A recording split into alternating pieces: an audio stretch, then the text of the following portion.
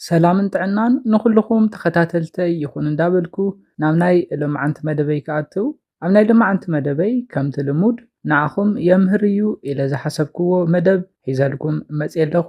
ናይ ልምዓንቲ መደበይ ዘልዕሎ ኣብ እዋን ፆታዊ ርክብ ቀልጢፍኩም ትውድኡ ደቂ ተባዕትዮ ነዚ ፀገም ንምፍታሕ ኢልኩም ቫይማክስ ቪያግራ ከምኡ እውን ካልኦት መድሓኒታት ትወስዱ ኣለኹም ኢኹም። ኮይኑ ግና ብዛዕባ እዞም መድሓኒታት ክትፈልጥዎም ዘለኩም ጎዳኢ ጎኒ ክሕብረልኩም እየ።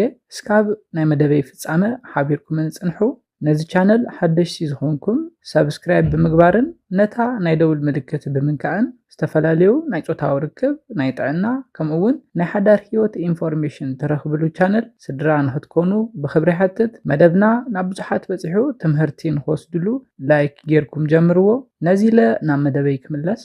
ቪያግራ ወይ ከዓ ብሳይንሳዊ መፀዋዒ ሽሙ ሲንደናፊል ዝበሃል መድሓኒት ንኢሬክታል ዲስፋንክሽን ወይ ከዓ ኣብ እዋን ፆታዊ ርክብ ንዘጋጥም ናይ ፆታዊ ርክብ ስንፈት ተባሂሉ ዝስራሕ መድሓኒት እዩ። ኮይኑ ግና ንቪያግራ ብብዙሕ መጠን ምውሳድ ናብ ናይ ሞት ሓደጋ ከብፅሐኩም ይኽእል እዩ።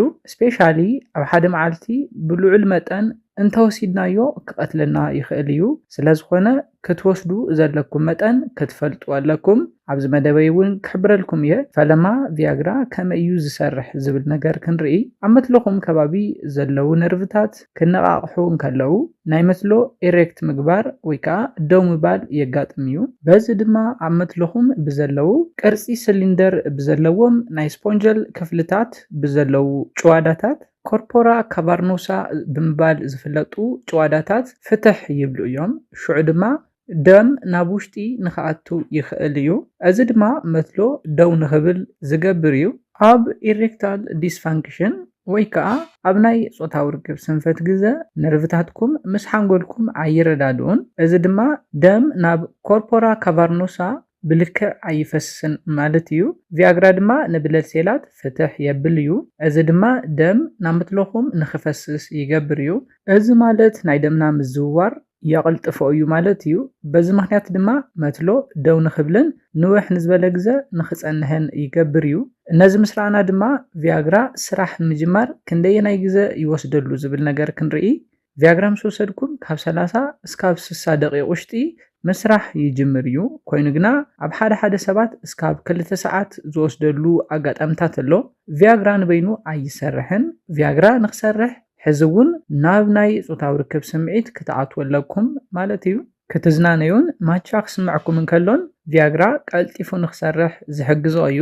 ኣብዝሓ ሰባት ስለ ቪያግራ ዝተጋገየ ኣረኣያ ኣለኩም። ቪያግራ እንተወሲደ ዋላ እኳ ናይ ፆታዊ ርክብ ስምዒት ኣይሃለወኒ መትሎይ ደው ክብል እዩ ዝብል ዝተጋገየ ኣረኣያ ዘለኩም ሰባት ከም ዘለኹም ይፍለጥ እዩ። ኮይኑ ግና ዝተጋገየ ኣረኣያ እዩ። ቪያግራ ምስ ወሰድኩም ሓንጎልኩም ብዛዕባ ፆታዊ ርክብ ክሓስብ እንተዘይደልዩ ናብታ ጓል ኣንስተይቲ ቅርብ ኢልኩም ርክብ ክትጅምሩ እንተዘይደሊኹምን እንተዘይሞኪርኩምን መትለኹም ደው ይብልን ማለት እዩ። ስለዝኾነ ቪያግራ ወሲድኩም ንሓንጎልኩም ንፆታዊ ርክብ እንተዳሊኹምን ናብአን ቅርብ ኢልኩም ርክብ ንምጅማር እንተዘይሞኪርኩም ቪያግራ ክሰርሕ ከምዘይኽእል ክትፈልጡ ኣለኩም። ቀፂልና ድማ ቪያግራ ንክንደይ ግዜ ክፀንሕ ከም ዝኽእል ክንርኢ። ኣቨሬጅ ክንርኢ ከለና ቪያግራ ስርሑ እንዳቀነሰ እስካብ ዝኸይድ ካብ 2 እስካብ 3 ሰዓት ክፀንሕ ይኽእል እዩ። ከከም ናይ መድሓኒቱ መጠንን ከም ናይ ሰውነትና ሜታቦሊዝም ብተወሳኺ እውን ብካልኦት ደጋዊ ፋክተራት ቪያግራ እስካብ 5 ሰዓት ክፀንሕ ዝኽእለሉ ዕድል እውን ኣሎ እዩ። ናብቲ በዝሒ ክንኣቱ ከለና 25 ሚሊግራም እዩ እቲ ዝነኣሰ ምስቲ ልዑል መጠን ዘለዎ ማለት እውን ምስ 100 ሚሊግራም ማዕረ ፃንሒተ የብሉን። ኮይኑ ግና ልዑል መጠን ምውሳድ ኣይምከርን ምስ ጥዕናኹም ዘይስማዕማዕ ክኸውን ስለ ዝኽእል እዩ። እቲ ካሊእ እንሪኦ ፋክተር ድማ ዕድመ እዩ።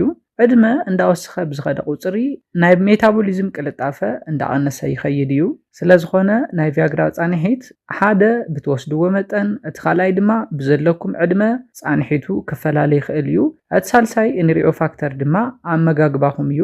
ብዝሕ ዝበለ ቅብኣትን ብዙሕ ምግብን ቅድሚ ቪያግራ ምውሳድኩም እንተበሊዕኹም ቀልጢፉ ንኸይሰርሕ ይገብር እዩ። ብተወሳኺ እውን ኣልኮል ምስታይ፣ ሽጋራ ምትካኽ ሕዚ ዘለኩም ናይ ጥዕናዊ ኮንዲሽን ኣብቲ ናይ ቪያግራ ፃንሒት ተጽዕኖ ከሕድር ዝኽእል እዩ።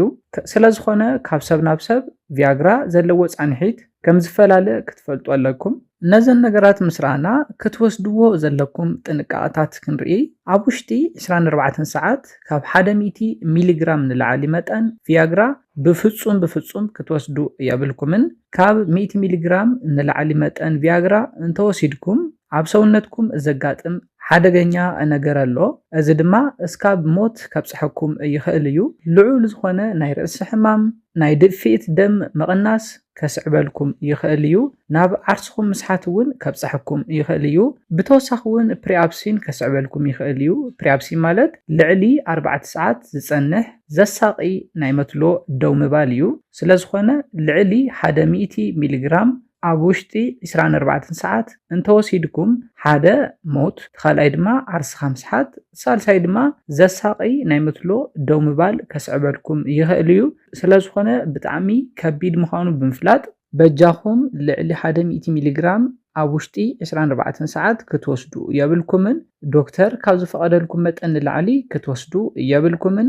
ኣብዝሓ ግዜ ተመራፅነት ዘለዎ እስካብ 50 ሚሊግራም ጥራሕ እንተወሲድኩም ይምረፅ። ሓደ ዝተጋገዩ ኣረኣያታት እውን ኣለዉ ብዛዕባ ቪያግራ። ኣብዝሓ ሰባት መኻን ይገብር እዩ ዝብሉ ኣለዉ እዮም። ኮይኑ ግና እዚ ካብ ሓቂ ዝረሓቐ እዩ። ኮይኑ ግና ሓደ ሕማም ንኣብነት ናይ ጨጓራ ቁስሊ እንተሃሊኩም ዶክተር ኣማኺርኩም ኢኹም ንቪያግራ ክትወስዱ ዘለኩም። ነዚ ኢለ ናይ ልምዓንቲ መደበይ በዚ ክዛዝም። ካብ ናይ ልምዓንቲ መደበይ ዝኾነ ሓድሽ ነገር ከም ዝሓስኩም ተስፋ ይገብር። ነዚ ቻነል ሓደሽቲ ዝኾንኩም ሰብስክራይብ ብምግባርን ነታ ናይ ደውል ምልክት ብምንካዕን ክትተባብዑናን ስድራ ክትኮኑናን ብኽብሪ ሓትት። መደብና ናብ ብዙሓት ሰባት በፂሑ ትምህርቲ ንክወስድሉ ላይክ ሼር ምግባርኩም ኣይትረስዑ። ሓሳብ ርእይቶኹም ብኮሜንት ሴክሽን ኣብፅሑና። ብኻሊእ መደብ ብኻሊእ ሓሳብ እስካብ ንራኸብ ሰላምን ጥዕናን ንኹላትና ይኣነየለይ።